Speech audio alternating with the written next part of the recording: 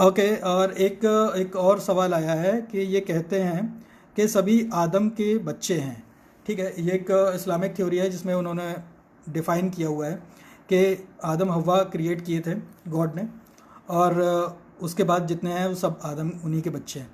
ऐसे ही बाइबल में भी उन्होंने सेम स्टोरी क्रिएट की थी एडम एंड ईव की, जिसके अनुसार वो सारे बच्चे हैं उसके।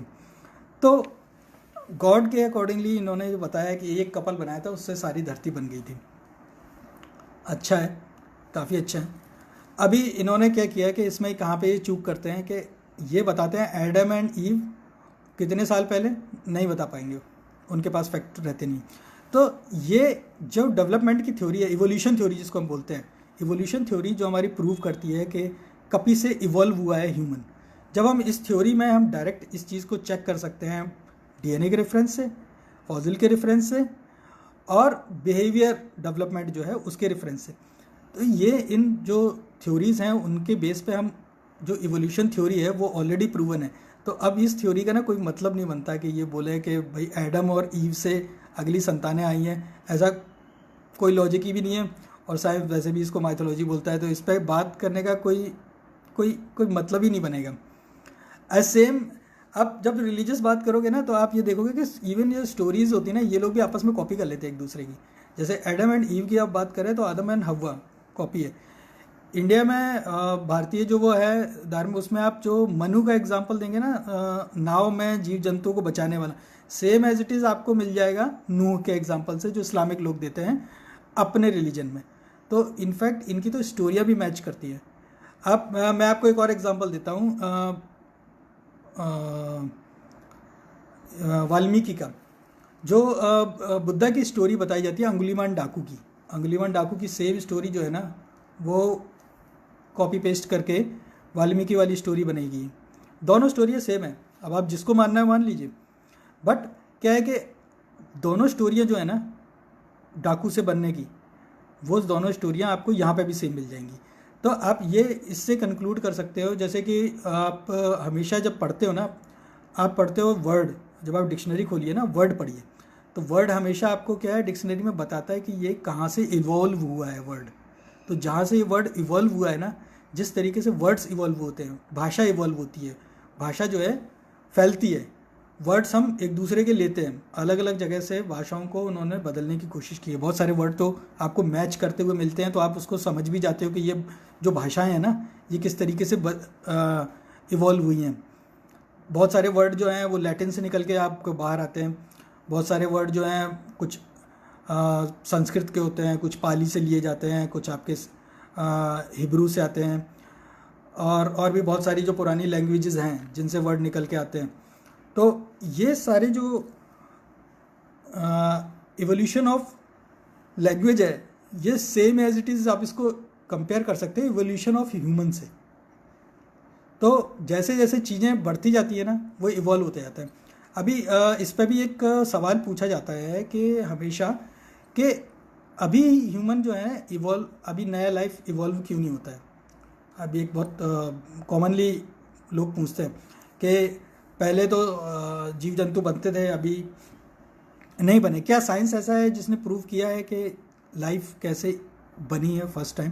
तो यस, उसके लिए भी मैं आपको मेंशन कर दूं कि मिलर का एक एक्सपेरिमेंट था, बहुत फेमस एक्सपेरिमेंट था।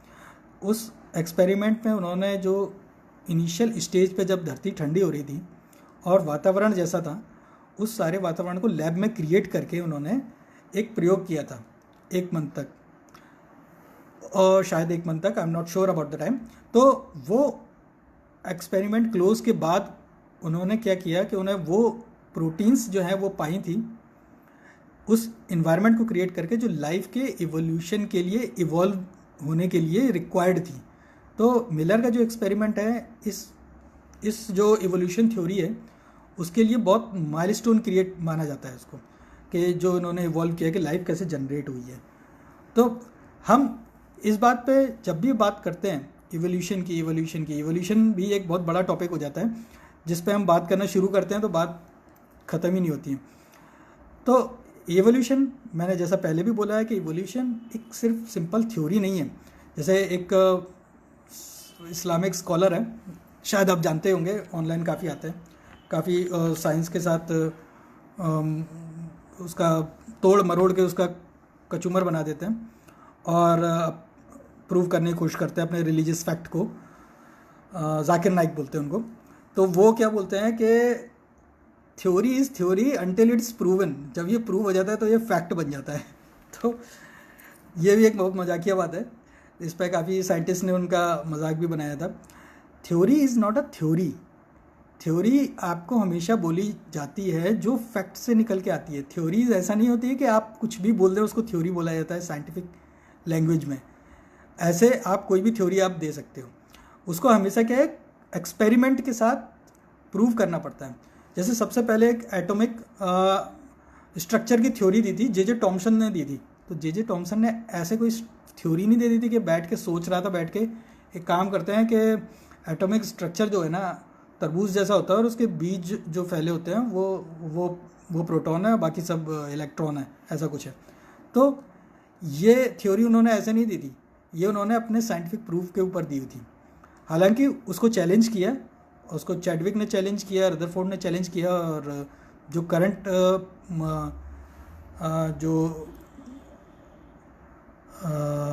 करंट जो अभी थ्योरी बनी हुई है आपकी मॉलिक्यूल पे, तो वो जो थ्योरी है वो साइंटिफिक प्रूवन है, वो साइंस के एक्सपेरिमेंट से निकल के आती है।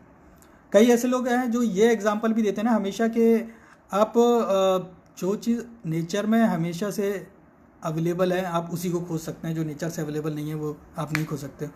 बहुत सारे आपके जो धार्मिक लोग हैं वो ये भी आपको हमेशा बोलेंगे अच्छा विज्ञान ऐसा बना सकता है, ये तो नहीं बना सकता, विज्ञान इंसान बना के दिखाए तो बताएं, खून का कतरा नहीं बना सकता। ये बहुत इस्लामिक स्कॉलर्स की एक फेवरेट लाइन होती है, विज्ञान जो है खून का एक कतरा भी नहीं बना सकता। अब एक्चुअली क्या है कि उन्होंने ज़्यादा जानकारी की नहीं होती है और वो इतना पढ़े लिखे भी नहीं होते, तो उनको क्या है उनको पता नहीं होता है कि यहाँ पे हमने ना डॉली शीप बना दी थी पूरी, विज्ञान ने एक पूरी की पूरी शीप बना दी थी। और इट इज़ पॉसिबल कि आप जेनेटिकली मॉडिफाइड करके, इस बात को ध्यान से सुनिएगा, इट इज़ करेंटली पॉसिबल कि आप जेनेटिकली मॉडिफाइड करके किसी भी जीव जंतु का रूप, रंग या गुण बदल सकते हैं। ये हमेशा याद रखिएगा। ये रिलीजियस स्कॉलर्स ये इतना जानते नहीं हैं। अब आपको ये रेगुलर आपके जो लाइफ है उसमें आपके एग्जांपल देता हूँ।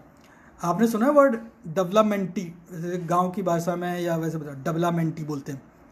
डेवलपमेंटी है ये चावल, ये गोभी चाइनीज़ है, गुलाबी कलर की आई है, ये क्या बोलते हैं, ये पेड़ ज़्यादा फ्रूट देता है, ये डेवलपमेंटी है। ये डेवलपमेंटी वर्ड पता है क्या है? ये डेवलपमेंट से निकला है। वो लोग सही से बोल नहीं पाते, बोलते हैं डेवलपमेंटी। ये डेवलपमेंट है। डेवलपमेंट इसको जेनेटिकली मॉडिफाइड किए गए हैं। जेनेटिकली मॉडिफाइड प्लांट्स हैं ये, जिनको चेंज किया गया है ज़्यादा प्रोडक्टिविटी के लिए, ज़्यादा आपको ग्रोथ मिलने के लिए, ठीक है, ज़्यादा आपको फसल मिले, आपको फ्रूट्स मिले, उसके लिए इनको जेनेटिकली मॉडिफाइड किया है। तो साइंस इस लेवल पे पहुंच चुका है कि वो आपको ना आपकी जो कुदरती चीज़ें हैं उनको भी बदल सकता है। इनफैक्ट आपको ये जान के आश्चर्य होगा कि आप जेनेटिकली मॉडिफाइड ह्यूमंस बना सकते हैं। इट्स ऑलमोस्ट पॉसिबल, लेकिन ये लीगली अभी बैन है क्योंकि एक नई रेस बनने की संभावना है, ऐसा बोला जाता है। एक थ्योरी मिली थी इस बारे में। तो आप इस हद तक छेड़छाड़ करने के लिए साइंस को कंट्रोल किया जाता है। अदरवाइज़ दुनिया बहुत आगे पहुंच चुकी है। अभी क्या है कि जो लोग बोलते हैं ना कि मेरी बुक में साइंस है, इधर कुरान में साइंस है और इधर वेद में साइंस है और बाइबल में साइंस है, और ये साइंस पढ़ के ना कभी कुछ बना नहीं पाए।